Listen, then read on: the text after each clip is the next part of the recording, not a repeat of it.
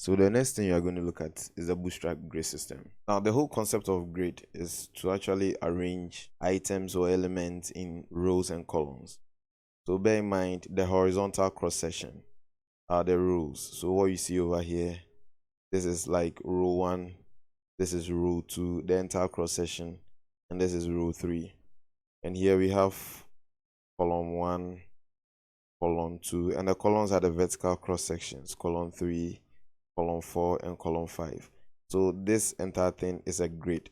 Now Bootstrap gives us something like this where we can arrange things. So for instance, we can actually specify a grid and let's say make let's say 1 row 5 columns. After making 1 row 5 columns, this is going to be like this: 1 row 5 columns. So this, the first 3 areas you see over area 1, area 2, and area 3 can be like the main part of a website, okay, or like the block part. And the 4th and the 5th section will be like the aside area. So we don't have to be doing floats and things of that sort. It's very easy. So we are going into VS Code and see how we implement. So over here, what I'm going to do is I'm going to put out a comment. So you have Bootstrap grade system. I'm going to put out an H1 tag and I'll say Bootstrap grade. Then what I can do next is I can actually center this text. So remember, we have a class of txt center and you have it in the middle. So you are going to put everything in a container, and this is what you're going to do. You are going to call the container class. So you have dot container. So basically, if you are using VS Code, you can do dot container, and when you press enter, it automatically generates a div with a class of container for you. Now, since you are using grid, remember everything is arranged in rows and columns. So within this container that we want some margins to the left and right of our viewport, we can do, or we can call a class of dot row. So when we do a dot row, it is almost as if we are specifying a row like this. Then inside the row, we can specify the various columns. So inside the rows, we are going to have the columns, and the Bootstrap class is call. So we do dot call, and this is what we have. Now, as far as this is concerned, within this row, we can have a number of columns. So let me put in some text over here so that we see exactly what's happening. So I'm going to put out a paragraph, and I have some lorem ipsum dummy text. So I have this over here. Now, as it stands, we are not seeing things the way we want to see them.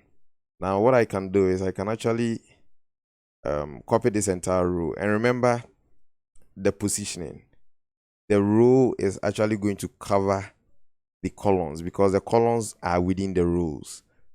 So this is what we're going to do. I can grab this whole call, Control C, and if I should paste it under here. Now, once I paste it under here, remember it is going to be contained in this row. So I can paste it over here. And when I do Control V, you can see that it has now divided this into 2. So in order to see things very well, let me give them some labels or some titles. So I'll do an H3 and do call 1. Call -1. So this is the first column. And let's do call -2 over here. So an H3, call -2. So that we see them separately. Now, if I should open things up, we are going to see this over here. Now, as you can see, there's so much stacked next to each other. So what we can do is we can actually give the row a Bootstrap class, okay, of margin top, so that it kind of separates itself from this as we have it over here. We can also, or we could have also give the text over here a class. So what I would do is I can do a margin bottom, and when I do margin bottom 5, we're going to see that things are now going to be separated very well. I'm going to add extra Bootstrap classes to justify these contents.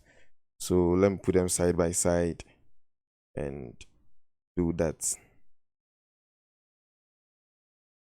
So what I'm going to do is the text is going to have a class of txt justify.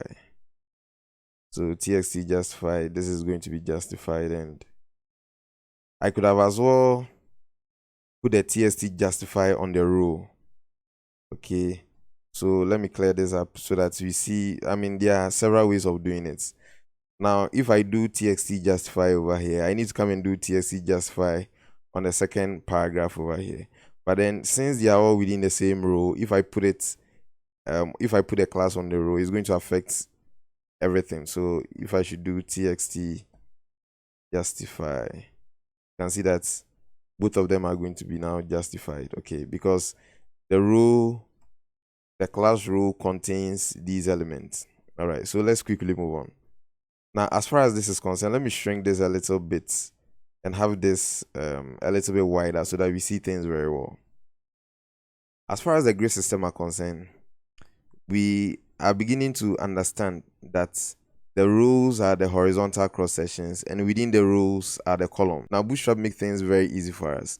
Now, a row can contain a maximum of 12 columns.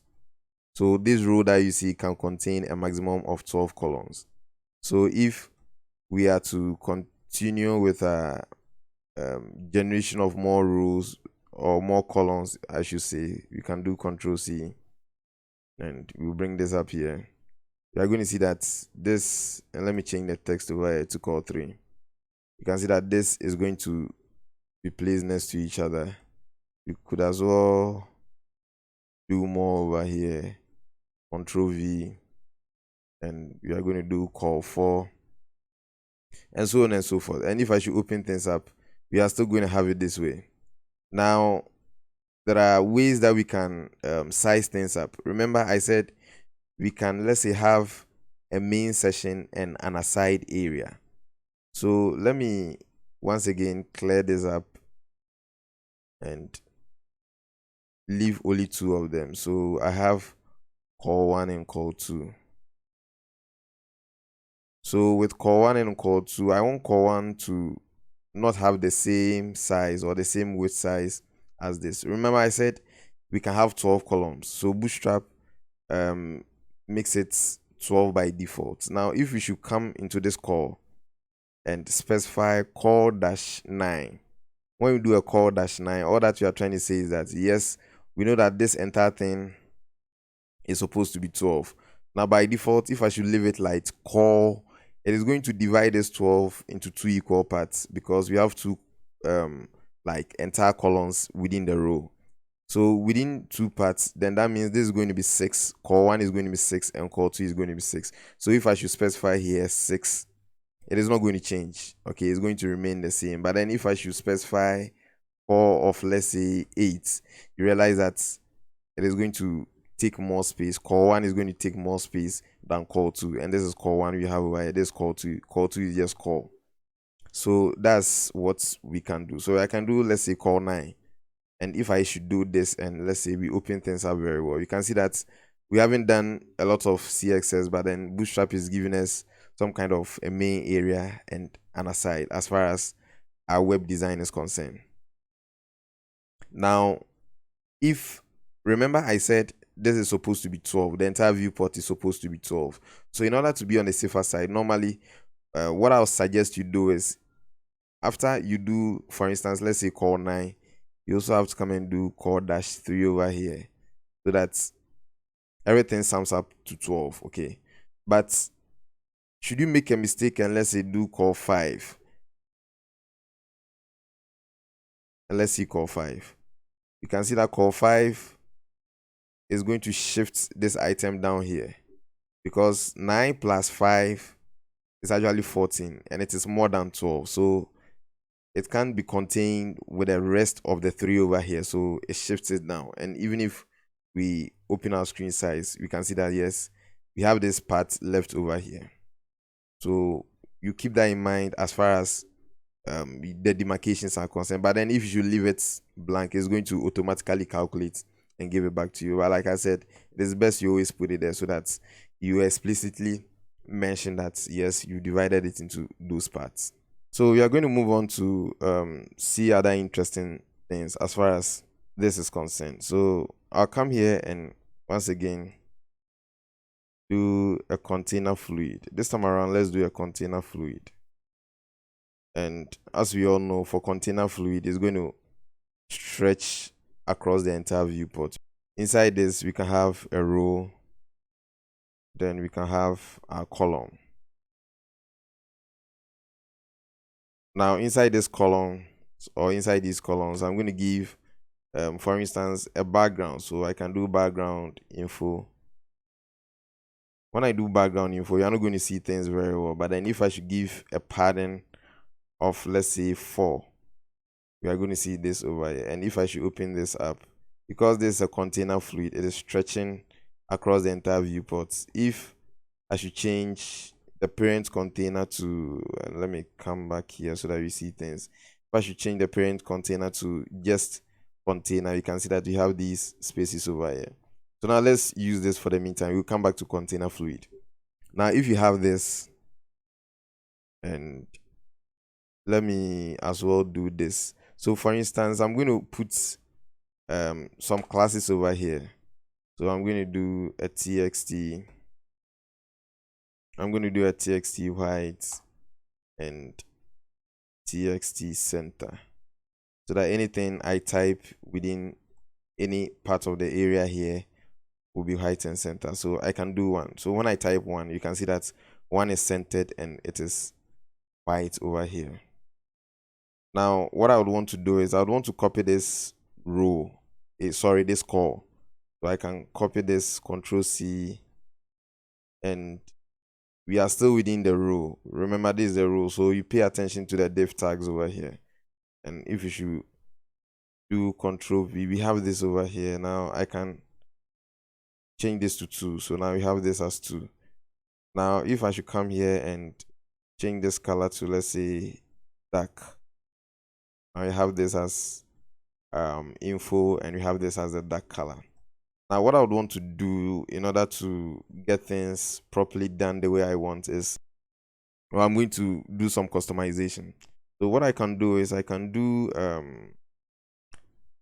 I can call the class, and what I'm actually doing here is I'm actually customizing the call, okay, the call class as far as Bootstrap is concerned. And I'm just going to give a border. Let me do border.